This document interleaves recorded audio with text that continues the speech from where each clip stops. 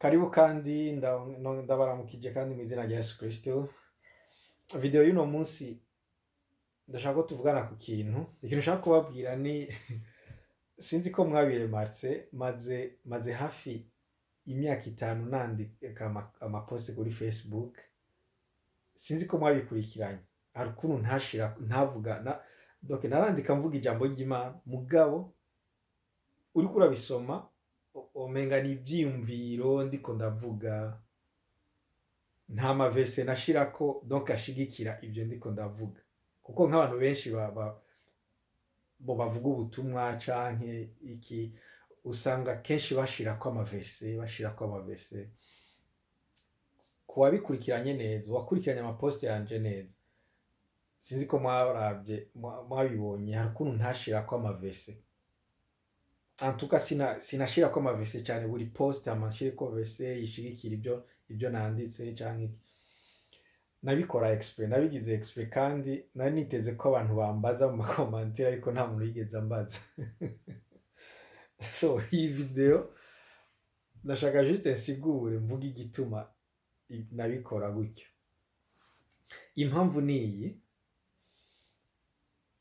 igituma ntandika amaverse n'izi video maze kugira, sinzi ko murabona ko ata amaverse ndavuga, donc ngume mvuga amaverse kujya nk'abandi bavuga butumwa baguma bavuga amaverse ngo muri Matayo ngo iki. Naco gituma abantu benshi n'amapost yanje bayasomye kubera kumbura batabonamo amaverse ucumenga si jambo ry'Imana. Ucumenga si jambo ry'Imana. So igituma ntandika amaverse, ntavuga amaverse cyane, ni kubera nasanze abakristo benshi bataza donc bakoresha amaverse nabi. Nzobibereka mwihangane, nzobibereka muri izi video ukuntu amaverse menshi dukoresha nabi, yamwe tukayakoresha kandi tukakoresha mu kibanza kitari cyo, donc kandi bikagira n'ingaruka kukuntu twizera. Muzoyibona muri aya mavideo. So nasanze dukoresha amaverse nabi, hama umwe wese afise uko yatahuye verse, uko yigishijwe na pasteur wiwe cyangwa umurongozi wiwe cyangwa uko abita aba père spirituel, agaca rifata gutya. Rero navuga ati nzanye verse nkayandika gutya ishikira ibintu ariko ndavuga, umwe wese mu mutwe wiwe afise uko iyo verse yayigishije, bica bitera ikibazo. Baca batangura komanta, uyavuga uko habe guharira mu makomantere, kandi siyo yari impamvu yanje yo kwandika ajya amapost. Hama ikindi nasanze abantu batemera ukuri, batemera ijambo ry'Imana canke ukuri. Reka vuga ukuri, ahubwo abantu bemera ikintu cyose kivuzwe n'umuntu bemera. Sinzi ko vyumvikana. Ikintu cyose ubwiwe n'umuntu ukunda, umuntu wemera, umuntu ufitiye confiance, usanga wacemeye, naho yo bariko arakubesha akubwira ikitari cyo, usanga wacemeye ko ari ukuri. Muraverify ibyo bintu, murabe mumpinyuze ko atari ko biri.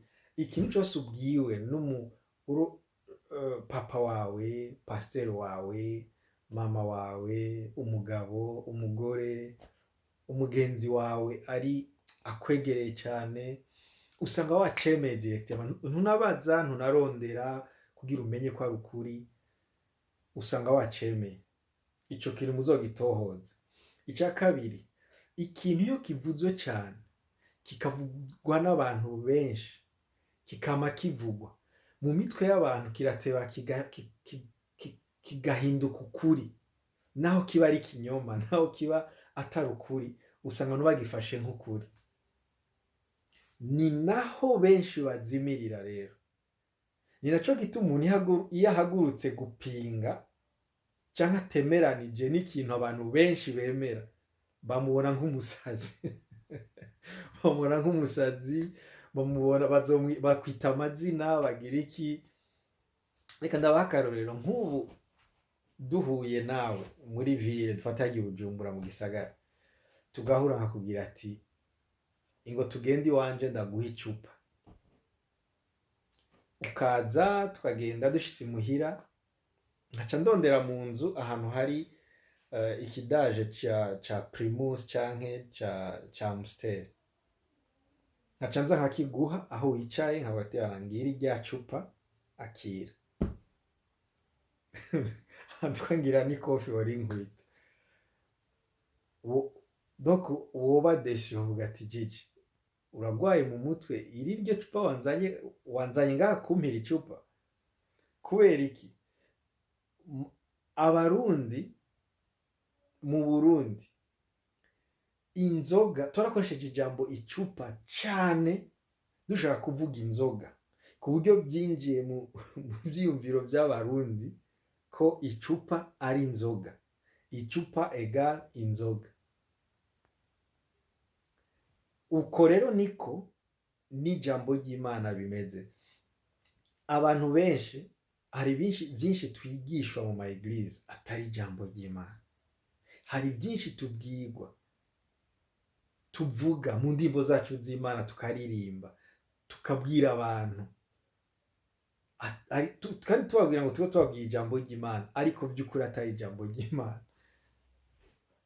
Nzobibereka mu ma video ari imbere, amaverse menshi dufata tukibwira ngo avuga uku kubera ariko twigishijwe, mugabo atari ko biri. Aho ni naho inyigisho mbi ziza rero zitangurira, kubera abantu benshi nta mwanya bagira wo kurondera ukuri bamenye, bemera directement ikintu cavuzwe cyane canke babwiwe n'umuntu bemera. Niba ndiko ndavuga muri aya ma video yose, please ntubyemere. Nkuko namye ndabivuga, take your time, usenge, ubaze Imana, uje muri Bibiliya urondere, kuko objectif y'aya ma video, icyo nkeneye muri izi video by'ukuri, ndashaka ko abakristo twiga kudepanda ku Mana, twiga gusoma ijambo ry'Imana, twiga kurondera ukuri, tukwemerere guhindure uko twiyumvira, uko tubona ibintu, dusigaye tubona ibintu nk'uko Imana ibibona. Kuko nasanze abantu benshi badasoma ijambo ry'Imana kandi batazi ijambo ry'Imana, surtout abakristo, kandi bakitwa ko ari abakristo. Twemera ibintu, umuntu dimanche aragenda bakamubwira ubutumwa, agataha indwi yose akaba ari mu byiwe, ntaje no kuverifya ibyo bamubwiye arabe ko ari byo. Hama dimanche akagaruka, agasubira akicara, bakamubwira, akacabaho ubuzima bwiwe bwose ari uko, akita ko ari umukristo. Ntasoma ijambo ry'Imana.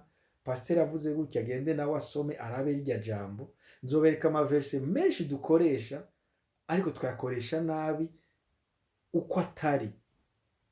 Niho yama zanyigisho mbi ziza rero, umuntu akadukana ibyo. Hama mfise umugenzi w'umukenya niwe yigeze kwandika kuri Facebook, aravuga ati kubera iki ngo fake news canke ngo ibinyoma binyaruka n'ingoga kuruta ukuri, ngo byemegwa n'ingoga kuruta ukuri. Ndibuka nace nishura muri commentaire ndamubwira ati ibyo biri simple cyane, biri simple gutahura, kuko musanze ukuri ntikwizana, ukuri kuraronderwa, ukuri urakurondera. Ikinyoma kiraza, abantu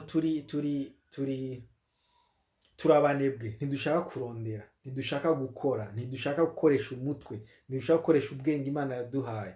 Rero umuntu araza akakubwira ikintu ugaca ucemera, aho kwicara uvuga ati ikintu ambwiye eske nicyo, uca ugenda wironderera.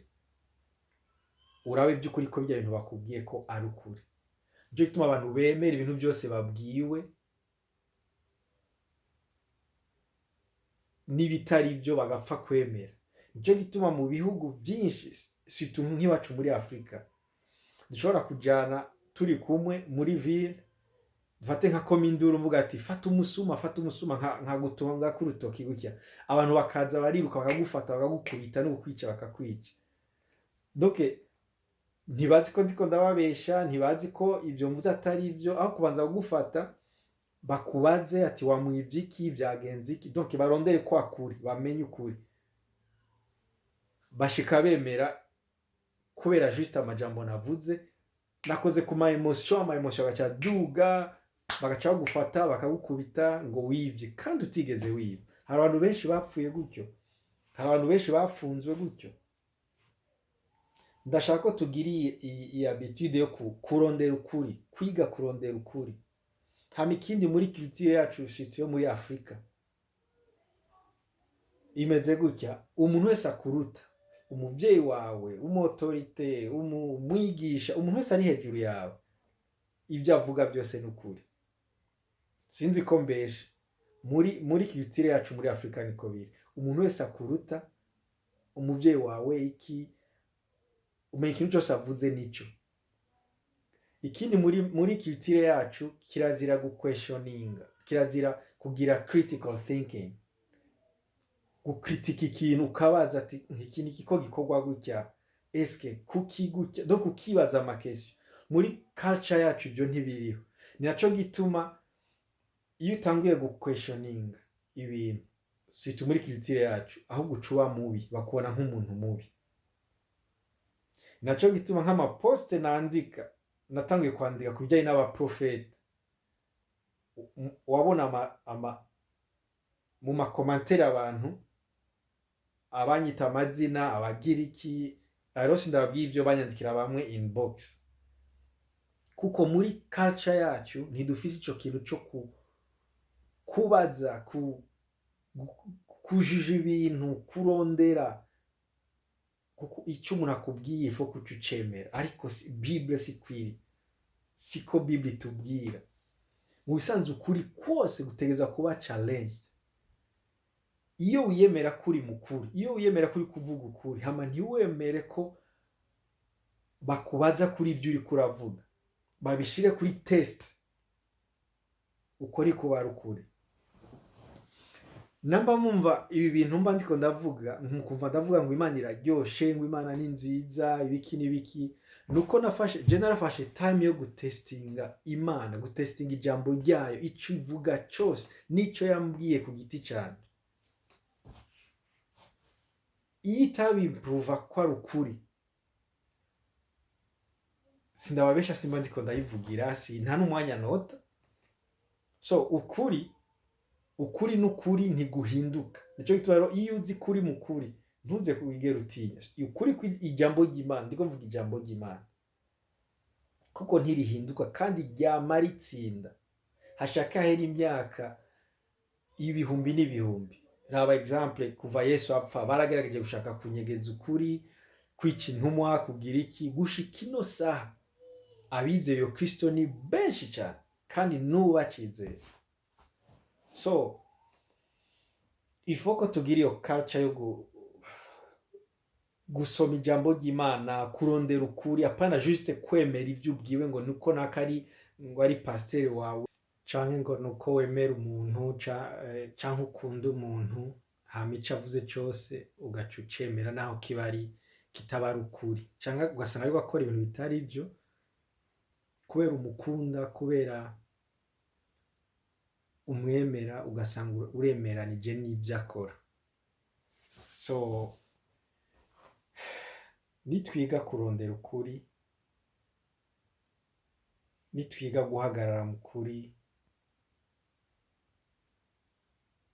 nibyo byonyine bizodufasha kumenya amayeri y'umugwanizi cyangwa inzira zose yocamo mu kudukorera ikibi, mu kutuyovya canke ibindi. ndabashimiye cyane mwese mwakurikiranye video. Muri video ikurikira nzobereka akarero kamwe k'ukuntu abantu dukoresha amaverse nabi. Ndazi muzoca mutahura igituma ndiko mvuga ibi bintu. Murakoze, Imana ibahezagire.